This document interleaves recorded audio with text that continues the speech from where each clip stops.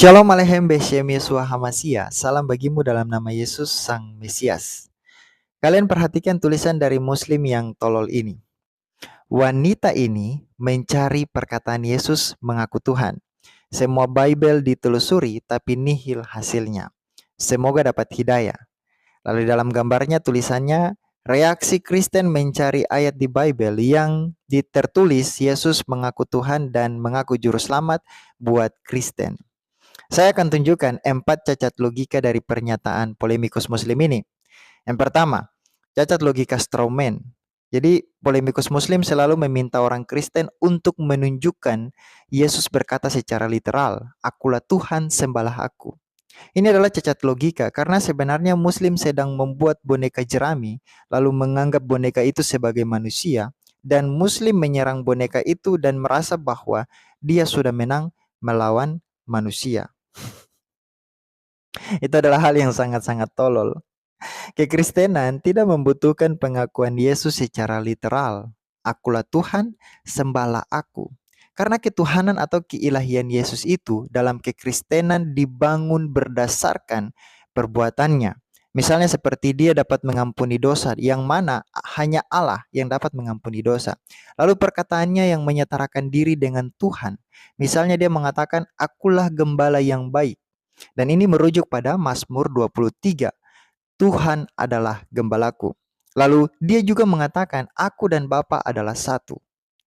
Dan juga ada banyak gelar-gelar yang disematkan kepadanya, entah itu dari dirinya sendiri atau dari para muridnya. Misalnya, Yesus adalah firman Allah. Yesus adalah Alfa dan Omega.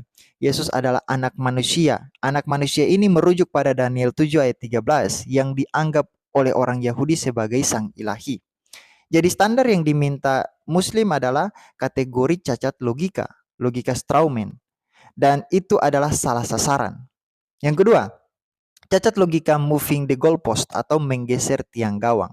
Ini adalah cacat logika yang kalau misalnya kita menunjukkan ayat di mana Yesus memiliki pengakuan keilahian seperti yang tadi, mengampuni dosa, lalu ada gelarnya sebagai firman Allah, Alfa dan Omega, yang hanya dapat disematkan kepada Allah sendiri.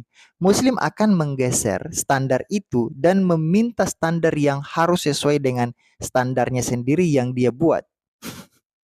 Itu namanya cacat logika menggeser tiang gawang.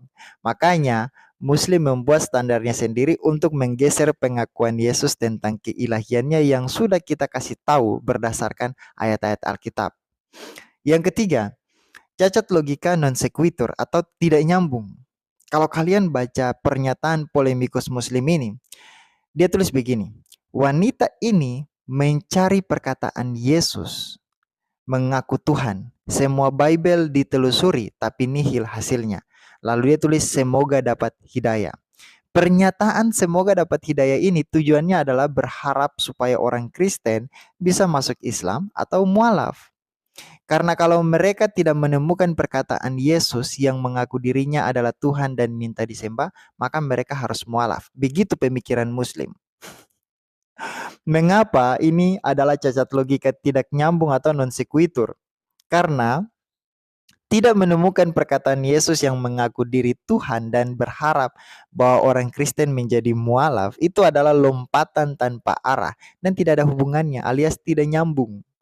Kalaupun tidak ada perkataan Yesus literal seperti yang dimintai Muslim, itu tidak berarti bahwa mereka seseorang bisa langsung mualaf.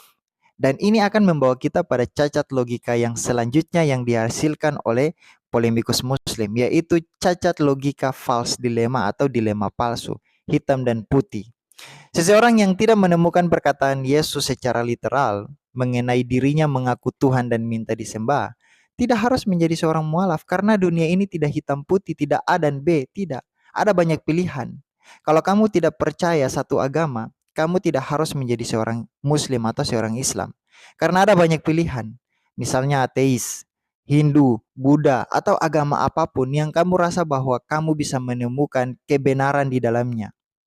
Jadi tidak harus Islam. Kalau kamu berharap orang Kristen tidak menemukan pengakuan Yesus, akulah Tuhan, sembahlah aku, bukan berarti bahwa mereka harus mualaf. Itu cacat logika.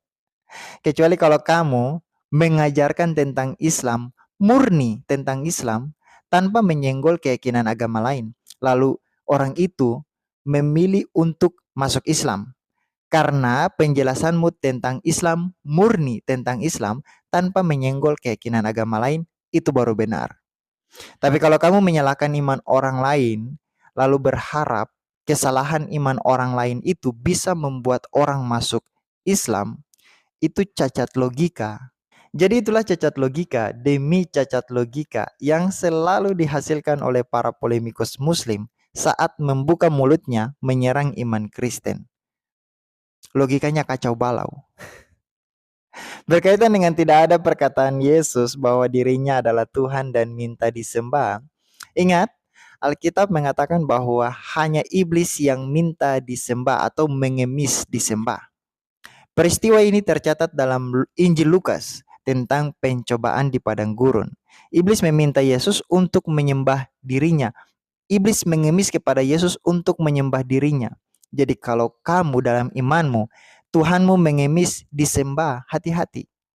Karena itu bisa saja hantu yang menggoda kamu dan dia minta atau mengemis ke kamu untuk menyembah dirinya. Tuhan Yesus memberkati.